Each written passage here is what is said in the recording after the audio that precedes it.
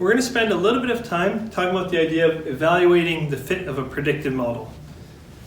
A reminder that this material is, for the course, optional. It's not going to be assessed. There will be an option to complete some of it on assignment if you want to explore this idea, but it's not required content. So first, just speaking in general, the idea of validation is where we want to fit our model to some data. Okay. So this we often call the training data or the learning data. And then we want to assess the model fit or the model error, right? See how well it does on a new or a different set of data. And this often gets called the test or the validation data. We're going to talk about a few different ways to do this. And the way we test it is we can calculate things like the sum of squared error, the R squared, and the median absolute or the average error, things like these for the new data. Right, so again, get a set of data to fit or train our model, see how well we can predict a different or new set of data that the model has not been trained on, and measure the error, the prediction error, in some way. Right? There's a few different options of ways to do that, of how well we can predict the new data. So the first and simplest one, I think, for me to explain is the idea of twofold cross-validation. Right? So what this does is you split the data into two groups. So I'm going to call it D1 and D2. Okay, so essentially you take your data and you randomly split it in half. Then you train on D1 and try and predict D2. So let me draw a quick diagram of that over here just to clarify what I mean. Here's your entire set of data. You randomly divide it into two groups. Okay. Not necessarily splitting it in half, but randomly assigning half to D1, half to D2. You're going to use data 1 to fit your model, right? And then you're going to see how well you can predict the data 2. Right? You're going to assess the error in some way. Just say, let's think of R squared because it's the simplest one to talk about for now. Okay? Then you're going to go back and you're going to train your model. You're going to fit the model using data 2, and you're going to see how well you can predict data 1. Okay? And you're going to calculate some measure of an error, let's just say R squared. After you've done that, you average or combine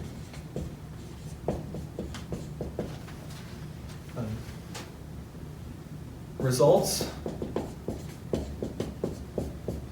in some way. One of the simplest ways to think of it is you fit the data, you fit a model using data 1, and there you've got a B0 and B1. Let's just think of one X variable so we're not crowding the board. Then you use this data to try and predict D2, and you get an R squared for that. Then you fit a model to data 2. So you fit the same model but using this data. It's going to get a slightly different intercept and slope, right? A slightly different model coefficients. And you see how well you can predict data 1, and you get an R squared. And then you're going to combine those results in some way. The simplest way to think of it is if you want to know the model error, averaging these R squareds. If you want to come for the final model, averaging the intercepts, averaging the slopes. Okay, there's other ways to combine them, but that's the simplest way for us to talk about it right now and think about how we can combine them. And you can explore the other options for doing that. Okay.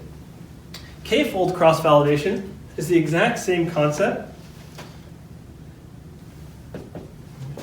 except you split it into K parts. So again, you take your data set and you split it into data 1, data 2, data 3, all the way up to data K. And there's guides on how many parts you should split it up into. Quite often it's somewhere between 5 and 10. It really also depends on the size of your data set. So you can look at guides on how many groups should you split it into. what I should mention, all these things, they don't need to be done manually. There's software, within R, there's lots of packages to run Crossfold, Kfold, cross-validation, things like that. So you don't need to manually write some code to randomly parse up your data and fit models and so on. Okay, so right now we just want to get at the concepts of what these things do. There's software that can automate most of it for you. So once you've split it into these K groups, you train on K minus 1 groups, and you validate on 1. Okay, so I won't go over all of that. I'll just kind of say it, I won't write it all down. But say you take data 1 up to data, let's say we split it into 5-fold cross-validation. We take data 1, data 2, data 3, data 4. We use those to fit the model, and we see how well we can predict data 5. Okay. Then we repeat that, leaving out data 2. We take data 1, data 3, data 4, data 5. We fit the model or train the model, see how well we can predict data 2. Okay. Repeat that 5 times. So each time leaving out one of the groups to be our validation data set. And then after doing that, we combine the results in some way. So I'll just say again, average or combine the results in some way. And you can read a bit more about the different options for doing that if you'd like. The suggestion, somewhere between usually 5 to 10 groups. I said it. You can read a bit more about it. Partly depends on the number of observations you have, but 10 is, I think, a reasonable upper limit. 5 is a reasonable lower limit. Jackknife or leave one out. Again, it's very similar. So what this does is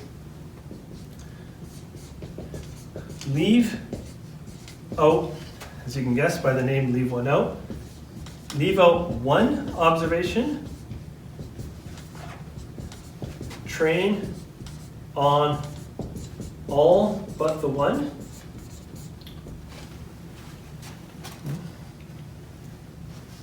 So let's first start with thinking observation 1. Leave out observation number 1. Use observation number 2 up to n, right? Use all the rest of the data to fit the model. So leave out one observation, train on all but one. Predict the one that's left out.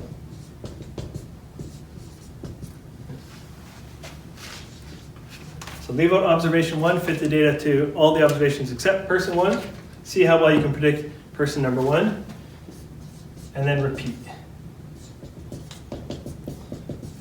for all observations. So then leave out person number 2. Fit the data to everyone except person number 2. See how well you can predict person number 2. Repeat that over all of the observations. And since I'm running out of space, I'm just going to say combine. So average or combine the results in some way. So these are some approaches. There are other approaches. A few more things I want to say before I wrap this up. The first thing I want to say is that I I'm hesitant to say even better or even worse, these types of things, right? Words, these statements are always not always universal, but quite often a better approach to validation is trying to validate on an entirely new set of data. So rather than taking the one set of data, splitting into groups, fitting the model on some, and then trying to predict the other that are from the same data set, it's often even better to try to see how well can your model predict an entirely new set of data. And part of the reason why I think this is better is that new set of data may not have been collected under the exact same sampling conditions that the data you're working with is. Right?